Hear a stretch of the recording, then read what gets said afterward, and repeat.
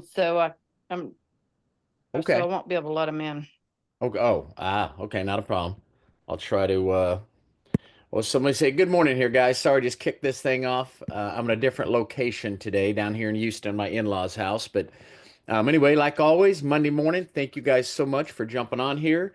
As always, we got a wonderful guest here. Andrew, I'm getting ready to learn about him as well, but I will tell you right out of the gate, he's already got 31 FLQAs and 230 in his group.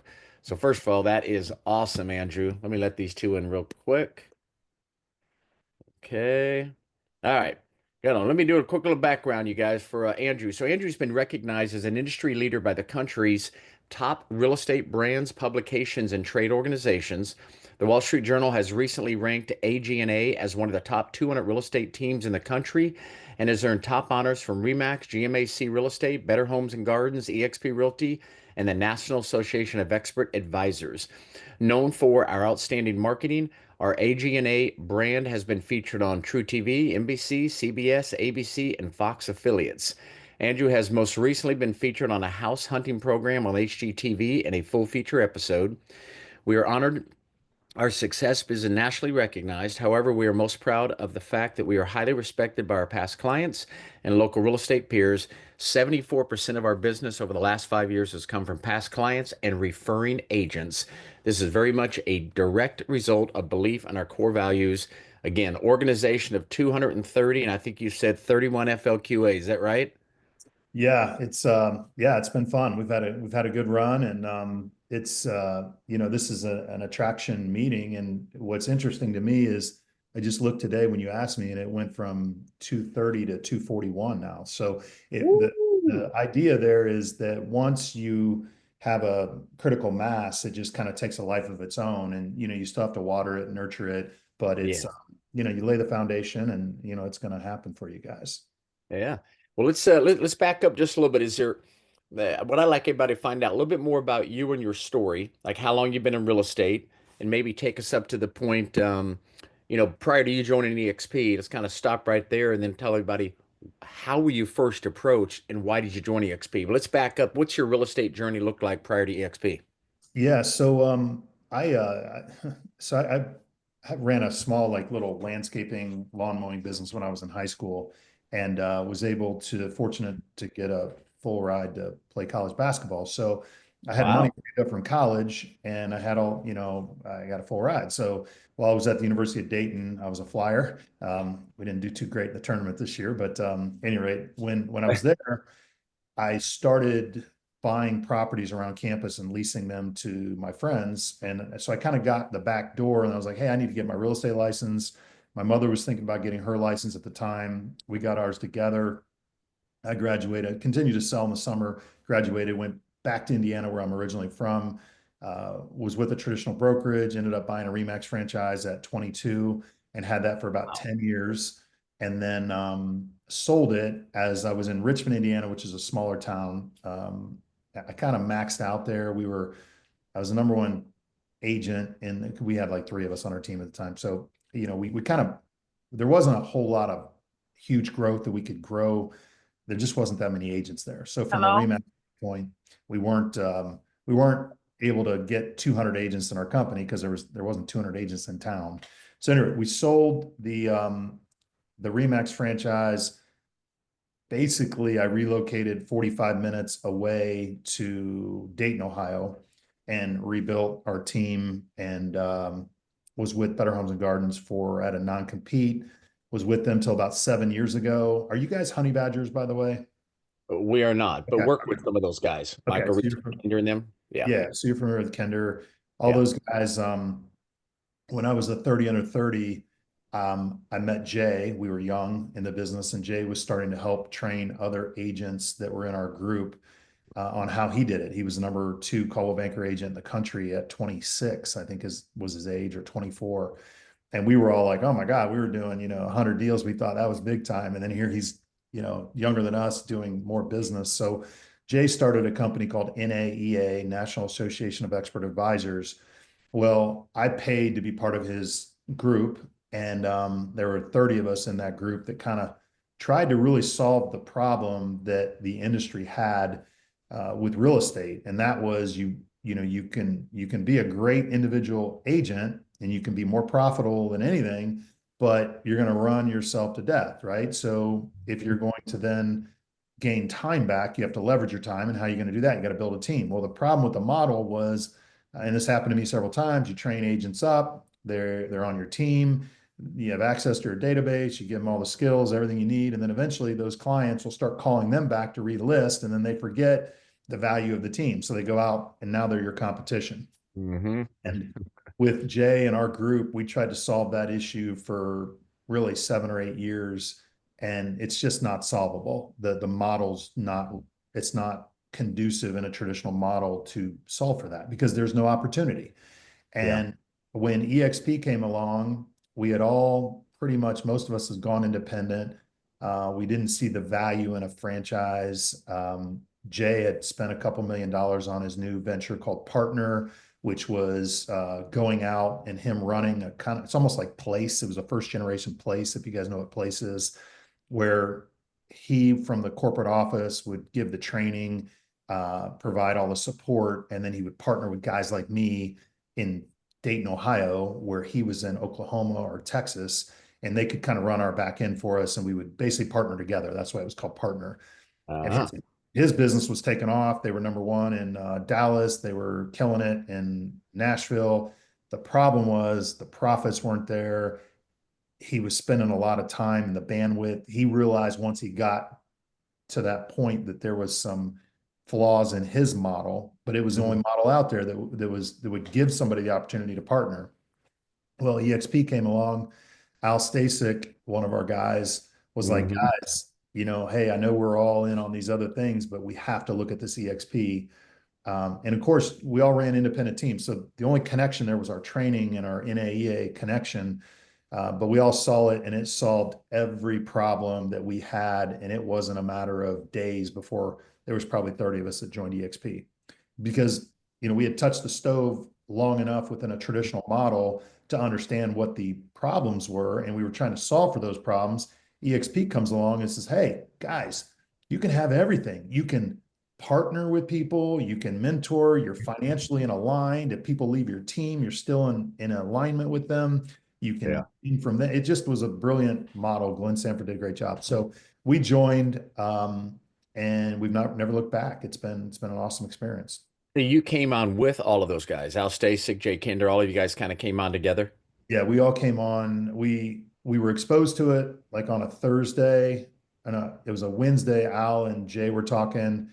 They got my opinion on Thursday. I booked a flight the next day to go to Lauderdale, where EXP was having their first or second EXP con, or one of the first major one. And we all ran into each other in the airport. Like we were all there independently, but collectively. And when Jay signed up, you know, obviously that's when things got crazy. Wonderful. First of all, man, congrats to all your success. So you don't mind me asking, so you played basketball in college. That's phenomenal for one. Do you mind me asking just real quick? Can't help it. I have to ask. How tall are you? Gotta have. Yeah, I'm 6'6". So yeah, that helped. Yeah. What was your position? I was a 3, ended up a 2 guard. Yeah, I had some Cool. Very good. Yeah. I gotta ask whether anybody's so who's gonna wrap it up this year? Who's gonna win it? It's gonna be Florida? Oh, it depends on how healthy I think the tall guy is for Auburn. What's his name? I know, yeah, I know who you're talking about, but Just got hurt last night. So I've got a daughter that goes to Auburn and a daughter that goes to Tennessee. So it was not a oh wow. It was an interesting night last night as they were battling each other. They didn't play each other, but they were both battling for Final Four. Yeah. Well, good for you, man. You sound like you have an incredible entrepreneurial background, incredible Yeah, and the Tennessee people are not happy today. So. No. That's why I'm not on camera. I'm still mourning. But anyway, go ahead. No, I just always, you know, when you come across an athlete, not all the time, but a lot of times as an athlete, where's the background coming from, Kate?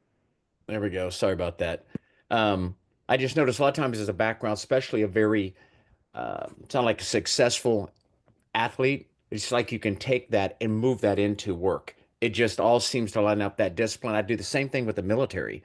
athletes and military usually have that discipline just to get into work and make it go. And that's obviously what you've been doing. So let's get down to the nitty gritty. So you make the move over here, come over with the big group, obviously a very successful group with Al Stasek and Kinder and Michael Reese and all them. So you've got obviously you're within their entire umbrella. Walk us through when you first came over, and that was you guys made the move. It's been 6 years, 7 years? Yeah, it's been going on. I think this will start the seventh year, I think. Seventh year. And so Yeah. when you first came in, what was it like for you? Did you come over by yourself? Did you bring some agents with you? What was So that transition? I had a team of about 6 agents and 2 admin. And so we made the move over. Nobody had heard of EXP. It was the butt of all jokes, Yeah. Oh, but yeah. at the same time, we didn't care because I think that we kind of felt like, in most markets, you had some early adapters. There was maybe 1 or 2 people that might have joined a month or 2 before that weren't really the quality agent that, they're get rich quick kind of people that move around brokerage to brokerage. Yeah. So when we made a move, everybody was like, "Oh man, what are you talking about?" Because we were a top 3 or 4 in the market, and but it was rough because nobody knew who we were. But the secret is nobody cares. They care about your brand. It's your brand that they're dealing with. So our business went up. Like it didn't get hurt. Like we went up, and then slowly but surely, over these 7 years, the relationships that I've had with people, sometimes, like I just had a #1 Remax agent in South Carolina just joined us, and it was 7 years in the making, but he just wasn't ready at the time. So it wasn't like he didn't see the value, but he didn't see the value at the time for him. So you have to stay with folks. It's all about relationships. It can be math for some people, and don't make the mistake I did where you lead with the shiny objects, a revenue share, and all the other things.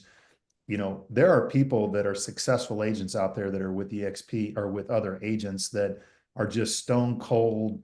They just want the best deal from a math perspective. And if they're doing icon level production, you could sit down with them and go, "Guys, you're leaving at least $30,000 to $40,000 on the table." You can have a different conversation with them. You get them over here. Once they get over here, they realize how wonderful it is. Then they can look at the rev share and the equity and all that other stuff. But you got to learn how to talk to people. If it's somebody that's just struggling and they're doing 2 or 3 million a year, they're struggling to Mhm. make their mortgage payment. That's a different conversation than you're having with somebody that's an icon agent. No doubt. So you came over with your 6 agents, and did the 6 of them, all of you start to attract? Were you the main one who started to build? What did it look like that first year? Yeah, it was cool. Our team went from 6 agents to 12 agents within a year because everybody on the team was attracting. If they had 1 or 2 different people that they thought, "Hey, this would be a good person," and some of those were new agents kind of getting into the business. Yeah. Uh, so we went to 12 agents pretty quickly, just because everybody was now on the same page. Everybody had an opportunity, and people didn't view other agents joining our team as competition. The historic mindset was, "Oh man, you got another agent, Andrew. Well, now the leads are going to be split by another agent." Yeah. Uh, Scarcity mindset. But now with the EXP model, it changed that. Okay. So you went from your 12 agents. So when did this thing start to take off here did that happen here in the first 2, 3 years? Is a lot of it happened here on the back end? Yeah, I think it was just a slow train. I mean, certainly I shoot myself in the foot because I didn't spend more time on it initially. Jay and Mike and Al and those guys, they're at 12,000 compared to my Uh-huh. 240.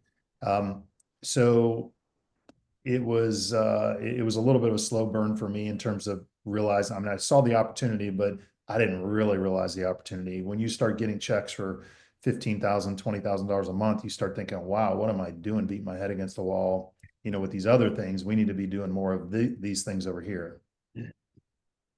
And so, how about maybe we just fast forward to today? Obviously, those guys got 12,000. You're now sitting around that 230 plus. You realize what you have hold of. Are you putting more of a focus on this today? What does a day or a week look like for you in building rev share and handling production, your team, et cetera? Yeah, so I look at it, half my um, business is I sell about 40 million a year just doing my partner and I. He's more of an admin kind of wizard behind the scenes, not forward facing, but he does some of the negotiations and stuff like that for me. So I'm doing that. So I'm still humping it quite a bit of the, 40% of the total team share. And I've enjoyed that. I think it's kind of kept us relevant and all that, but maybe that was a little short-sighted. I could have maybe gone in more with the agent attraction, but where I'm at is half my time on my business, a third of my time or 25% of my time leading the team and 25% of my time agent attracting.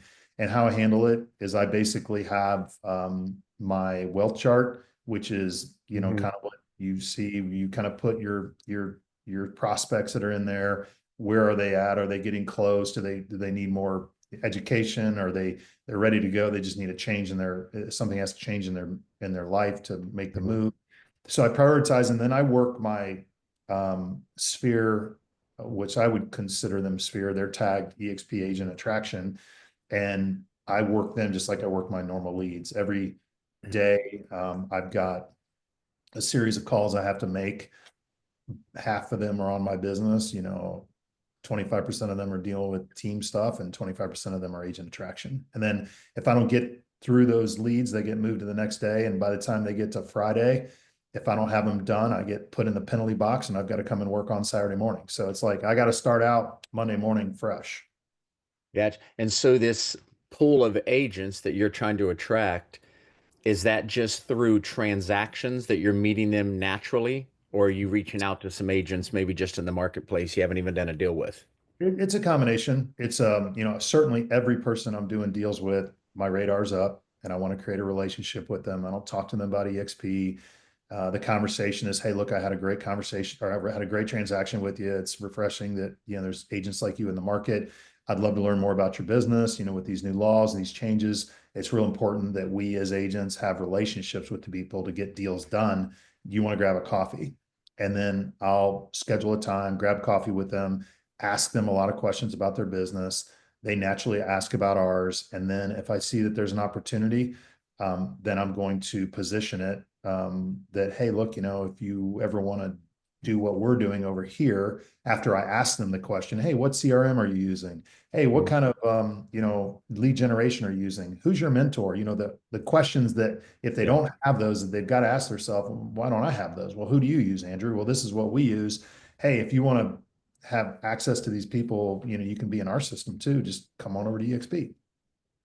And do you, when it gets down to start talking about EXP, do you show a presentation? Do you do a presentation? Do you press play? What do you do to share the opportunity? No, there's a series of things that we've done in the past. I mean, I would always try to give them the overall view, but they very seldom truly understand it, when you talk to them. And then I used to love Brent Gove's, EXP model explained, because I felt like that was so simple for them to understand it. So I'd usually shoot that over to them afterwards, say, hey, listen, I know I talked a lot about you, but this is just kind of an overview about what EXP is all about. Shoot them the model explain. I have a series we use Rapid Funnel, which is just kind of, something the Honey Badgers had set up that they can shoot videos to people of different, depending on what needs those people have. If they're a team, well, here's a video that's a little bit more geared towards that. I think those are all pretty dated and we need to kind of revitalize those, but I need to do a better job of having some of that autopilot stuff. And I'm working on that now. So are you referring to, you mind me asking, because some of the people in our group here, matter of fact, some on the screen have gone through some of the training with Michael Reese in regards to the funnels and so forth. Do you do some of that as well, or no? We do, yes. So we use a lot of Michael's training for our business. And then we use Go High Level, and it's the newest one we're using. It's the newest platform that Mike and Jay are using. I don't know if I know that beyond Go High Level. Funnel Pilot. So we're basically using Funnel Pilot to leverage, and we're just getting set up on that. So I'm not very well versed in it, but we're kind of going from the rapid funnels to Funnel Pilot, which is just a little bit more in detail opportunities, I think, to track it. I gotcha. And you're using the funnels for both attraction and production? Yeah. Gotcha. Yeah. So basically, you meet somebody, you put them in the system. If they don't know much about EXP, you got to choose which video you want to send them. You shoot the one that's going to be best suited for that situation. That's a funnel. That's the top of funnel. If they watch it, it gets them to click on the next one and hopefully takes them down that pike. But the reality of it is, guys, this is the deal. You're going to have to do the heavy lifting at some point. The more content they ingest of yours, the better they're going to be from a understanding. But you have to listen to what their pain points are. And people don't move brokerages because they're upset with their brokerage. They move because the opportunity historically, right? I mean, certainly they do move when they're upset, but they don't move to EXP. They move to EXP usually when they're successful where they are, but they want more success and they want to be like you. They want to have access to the tools that you have. That's been my experience. Now, certainly there are people that have, they're a talent in a C opportunity.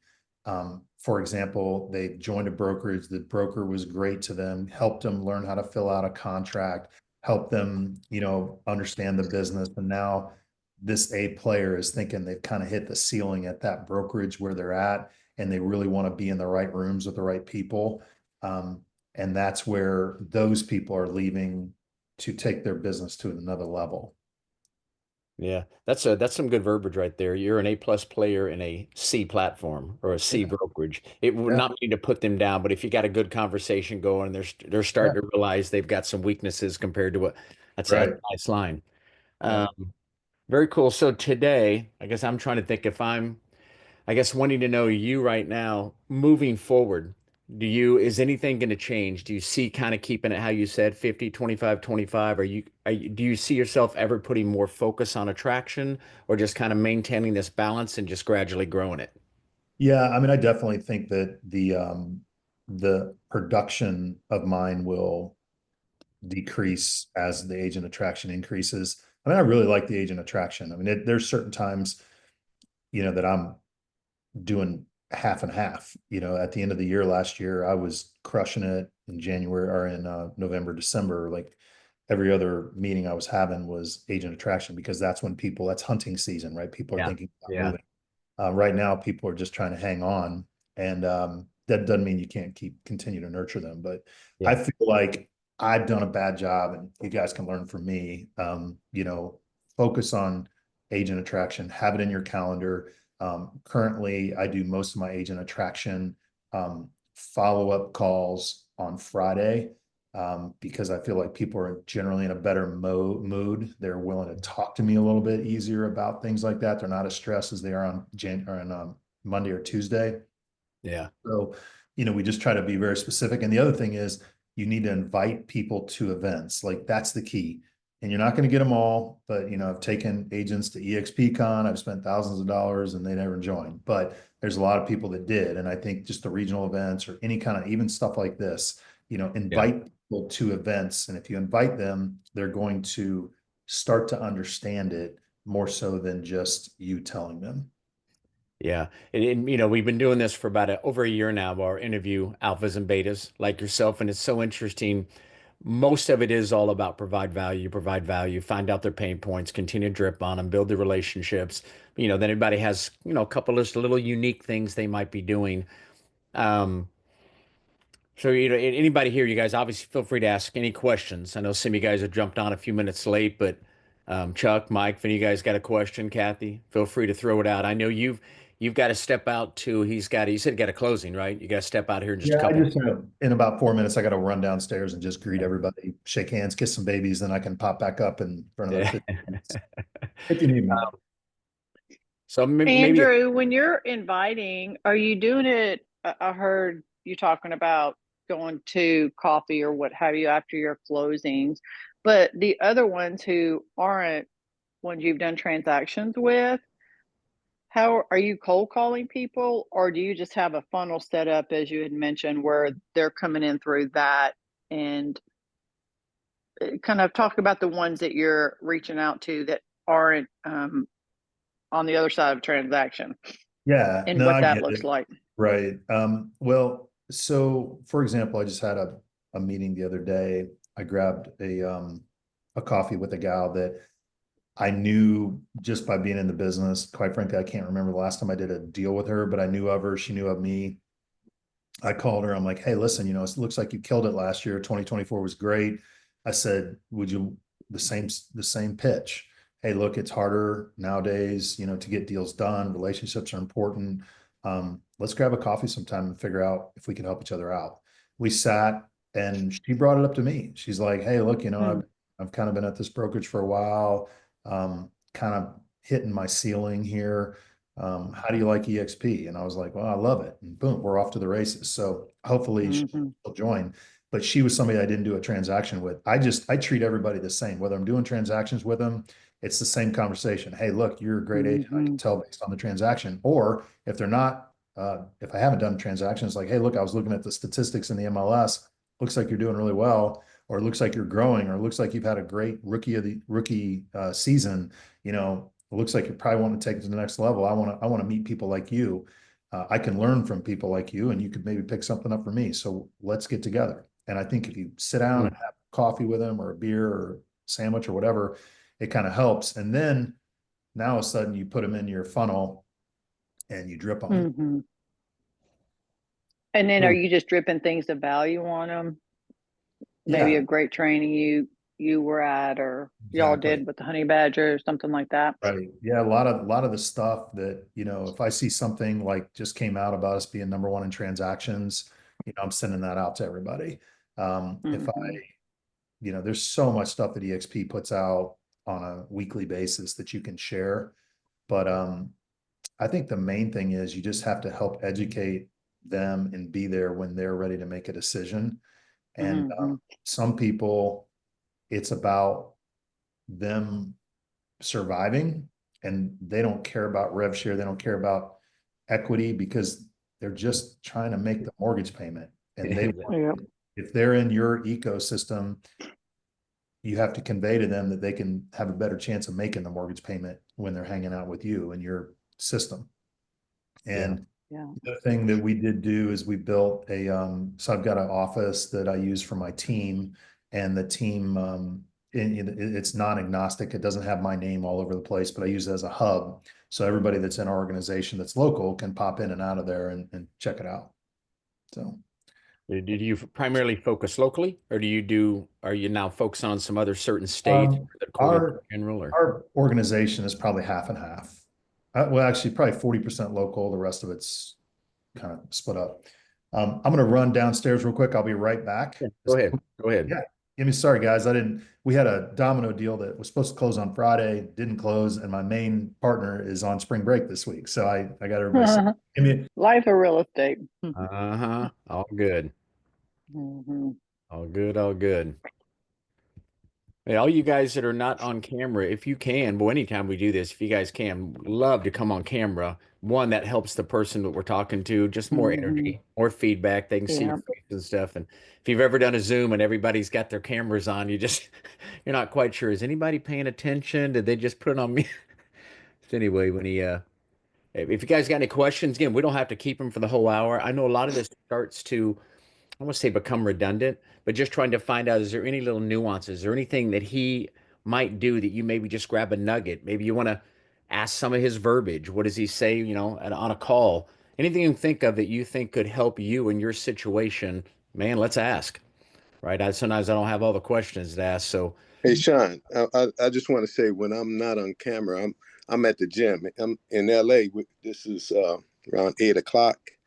Yeah. So I'm sweaty and stuff, so that's why I don't. I'm with you. We always say, if you're doing driving, doing something like that. But otherwise, boy, if you're at home, man, if you can, whenever you can, get on camera. Just add some more energy to the whether it's me or it's really more important about the person we're interviewing. All good. We got a handful of us on here. I appreciate you guys. Hey, Melvin, what do you guys do? What are you doing these days on the agent attraction? I know y'all do some of that there. What are you guys doing most recently? I'm following Eric Golden's plan of making at least 5 calls a day. Yes, I've been doing that consistently. We've been consistently doing lunch and learns, and we do events almost every Saturday to invite agents to come and be trained in some area, whether it be the importance of having a living trust. We had a home buyer seminar this past Saturday that we allow all the agents in the community to bring their buyers. You know, what your buyers are your buyers. We just want to educate them on the process. So we do something almost every Saturday. We do a lunch and learn, and then make calls on a daily basis. I have my. You want to go ahead? Nice. I knew y'all did a lot out there. Melvin, on your lunch and learns, are you guys leading with some kind of value and training on the production side first, or is it straight to a EXP presentation? We've learned from being on this call to, I know that some of the agents, the top agents, they don't do any type of EXP. And I think, to me personally, that would be like a waste of time. But I'm coming from the Eric Golden point of view, but we always have something that agents like. We've had a person that was an expert in AI. This lady was absolutely great, so we packed it out with her. This last one, we had one a couple weeks ago. We had a probate specialist. One of my friends wrote a book on probates, and he did a talk, and he actually has a series of trainings for anybody that want to be a probate specialist, where they just specialize in probate. So I try to find things that agents are interested in learning about, and I bring the expert in. And that's all you guys do? Again, is provide value, or do you have a transition, then you go do Yeah, so then we let them know that there's some agents are wondering at the end. We're going to take a break. There's some agents that want to know why 90,000 agents have made the switch to EXP in the last 5 years. So we're going to show a 15-minute video for those who are interested. So we allow those that's not interested to leave. I gotcha. What do you, when you press a video, what are you playing? Eric's video. Ah, strong. So is there a lot of emphasis on Freedom Team? Emphasis on Freedom Team? Yeah, because you show that video, right? That Oh, correlates. yeah. Well, we're talking about the 7 benefits of EXP. Yeah. And then, we do the follow-up from there.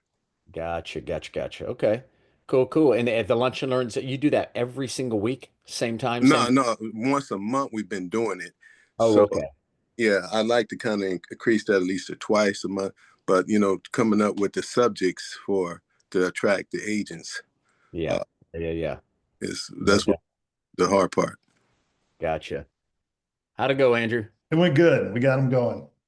Everything's all right. Fantastic.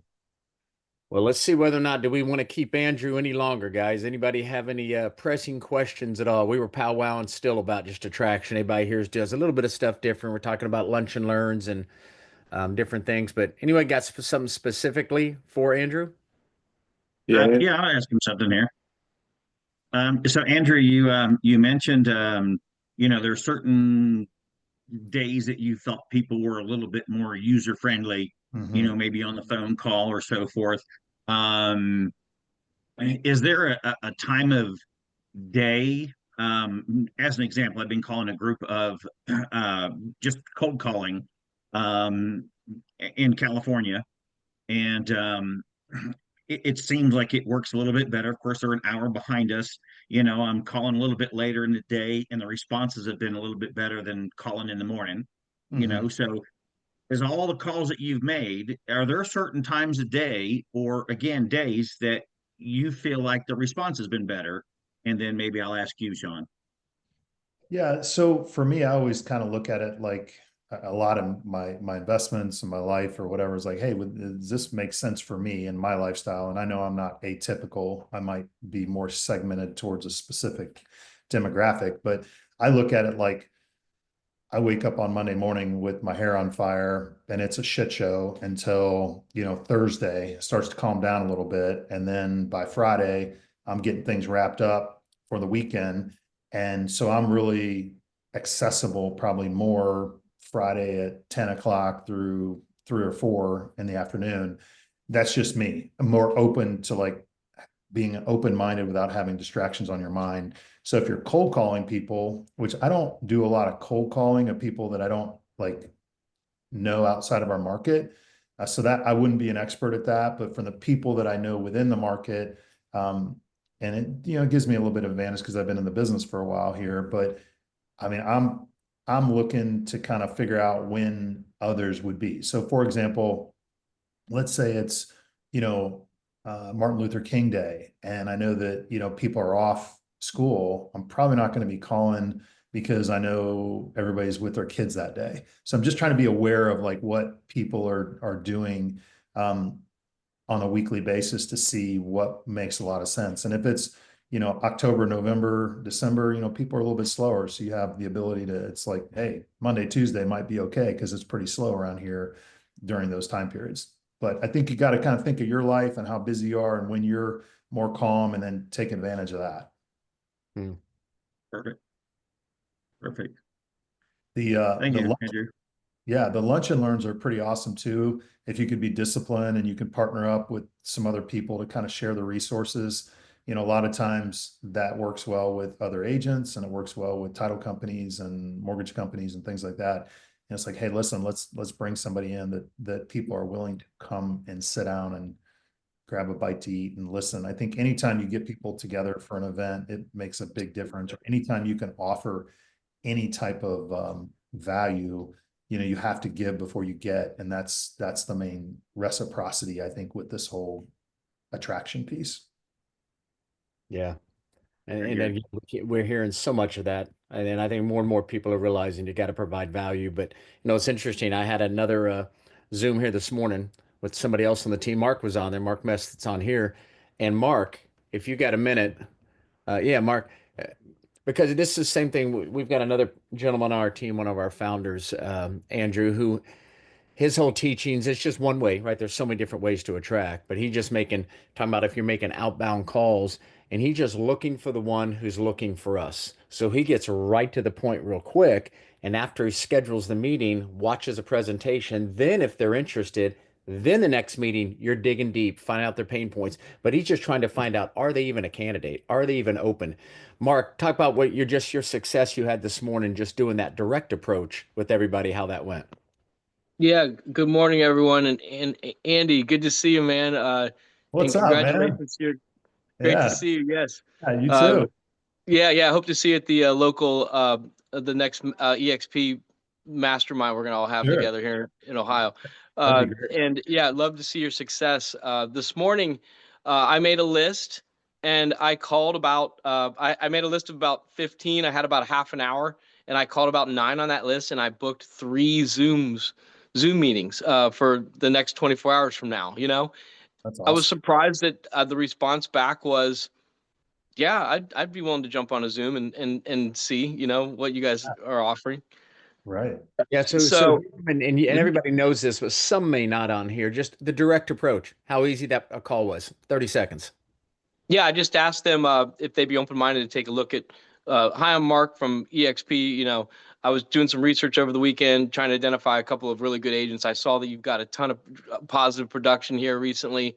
I didn't know if you'd be open-minded to maybe jump on a Zoom and learn a little bit more why 100,000 agents have joined our brokerage here in the last couple of years.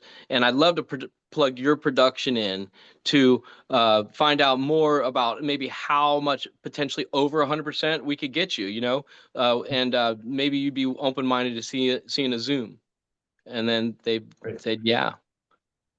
What are you sending them once you hang up prior to meeting that Zoom? I am just sending them a Zoom invitation to jump on, and a follow-up Okay. like right afterwards, and then like an hour before, just making sure they're going to be able to jump on at the time we had scheduled. And then you're just going over the numbers with them and kind of explaining a little bit about how Well, it operates. I'm sort of new at this, honestly, this approach. So that's what we were talking about, is what's the next right approach, Yeah.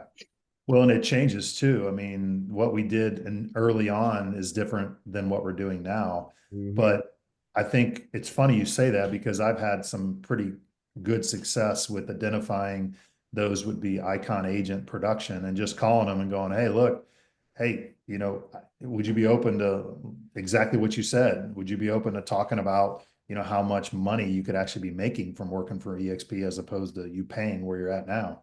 And sometimes they're like, yeah. But if you have a relationship, it's a little bit different. If it's somebody that you mutually respect, you might have never met them, but you know they know you and you know them, you can be a little bit more open. If it's cold call and they don't know who you are, you know, you got to do it a little bit differently. Yeah. So some of the questions I had that came back was, I'm on a team right now and I'm an individual agent. I think a lot of the people on this call are individual agents, maybe a couple teams, but it's interesting that you're on a team. You know, you're a team lead. And what do you recommend if, you know, I don't know much about the team structure at EXP. What do you recommend the next step would be to bring that agent to the next call, or what's the next step? So are you talking to somebody that's on a team or talking to a team lead? I've had both situations come up and I'm really, yeah. No, that's a great thing that you asked, the question that made me think about something that is probably the most vital thing we can do, and that's a three-way call. So you guys have rock stars in your organization that are above you, that you're in their downline, and they're very, very good at this, or they wouldn't be where they're at. You need to invite them to a three-way Zoom with one of those people. So for example, for me, I got Al or Jay or Brent Gove or somebody like that that's on the phone when I meet with these rock star agents that are icon production, like, hey, look, let's sit down and talk. And then, you know, because there's people that maybe are running a team that are above you that have all the answers and all the pain points that you might not know yet because you're not living that model. So leverage your people above you. They're all happy to join you. And then if it's a team member, you know, you can speak very well, you're not on it, you're an independent, right? Yes. Okay. So find somebody that's agent attraction above you that's on a team, or actually a team leader would still be very good to articulate the value to somebody on a team. So I would leverage those relationships above, have them jump on your call. I don't care if it's the first one or the second one. If you think people are going to take the time to join you and you ask them, hey, do you mind if I'm not on a team, so I'm not as clear on some of the nuances. Let's meet at 11, and about 11:15, I'm going to have Kender jump on, and he can maybe talk to us a little bit about the team. Very And then good. now that you can co-sponsor, is there a easy way, anybody on here and anybody know, to identify? So if you're calling an agent in a local market, or any market, can you go somewhere within EXP very quickly and go, let me see what teams are in this market? Is there a place you go to in EXP to see different teams in different markets? You know, that's a good question. I don't know that they have a team directory, but you could certainly probably put, I would imagine in your organization, you have, like, we have a Facebook group. Yep. You know, I would say just post it to the Facebook. Hey guys, who do we have in Cincinnati, Ohio? Or hey guys, who do we have in, you know, Pensacola, Florida? Usually somebody's going to give you a couple names. Would there be a reason why EXP would not have a list of teams in each market? Especially with this whole co-sponsoring thing going on, you would just think it'd be that much easier and faster if somebody knew, okay, there's 4 teams in Cincinnati, there's 2, and you knew the team. If you go, this is Tracy Wiggins. If you go to team services in the world, they definitely have the list of teams in your area. Just go to team services in the world. Yeah, team services in the world. Okay. Haven't been in that department. Okay, cool. Thanks, Tracy. We'll jump on there. Yeah. Cool, cool. All right. Any other questions here? I know that obviously Andrew's busy in the midst of a close. Anybody got other questions for him at all? One last one, kind of off of Mark. Andrew, you kind of answered as far as, okay, if they're a team leader and having somebody above them. Let's say you're calling somebody that is on a team, and you know you're looking at, you know, seeing if you can get them over, not necessarily. And I don't know, do you always try to put them on a team, so to Yeah. speak, or I think you you know, gotta, is it yeah, I think you gotta have that conversation with them and see what they like, what they don't like, and what you think's the best move for them. And if they're really thriving in a team environment, then yeah, you want to keep them on a team. If you think they're getting to the point where, hey, they're doing $3 to $5 million in production and they're starting to want to go out on their own, you know, you ask the question, like, where do you see your team in, or where do you see yourself in 1 year, 2 years, 3 years? Get a vibe for what they're looking for, and then try to help them get to that next level, but through you guys. Well, Scott, looked like you were going to try to ask a question. Yeah, you had mentioned about Domino's. Are you having any success on the attraction of commercial? I have not really gone full in on commercial, and it's not that I have anything against it. I just haven't really, it hasn't been on my radar much. But I think there's a tremendous opportunity. I don't know the commercial business that well, so feel like I'm a little bit like a duck out of water out over there. Cool, cool. Well, guys, if there are no other questions, Andrew, I know you got a busy day, dude. Thank you for squeezing this in Oh, around hey, your busy no, you guys are schedule. great. Yeah, if there's anything I can do to help you guys in the future, let me know. And sorry, I had to run out there briefly. I was just kind of, you know how it is, Monday morning Oh, yeah. close, end of the month. But no, if we can ever help you out, or if you see me at convention, stop by and say hi. Shoot me a text or email or whatever. I'm happy to help you out. You bet. Do Thanks, Andrew. you by chance want this recording? Yeah, send it over. That'd be awesome. Okay. Be great. Awesome. We appreciate you, Andrew. Thanks, Man, Andrew. congrats on your success, buddy. All right, guys. We'll see you later. Thanks. All right, Everybody have a bye-bye. blessed day, guys. Thank you for jumping on.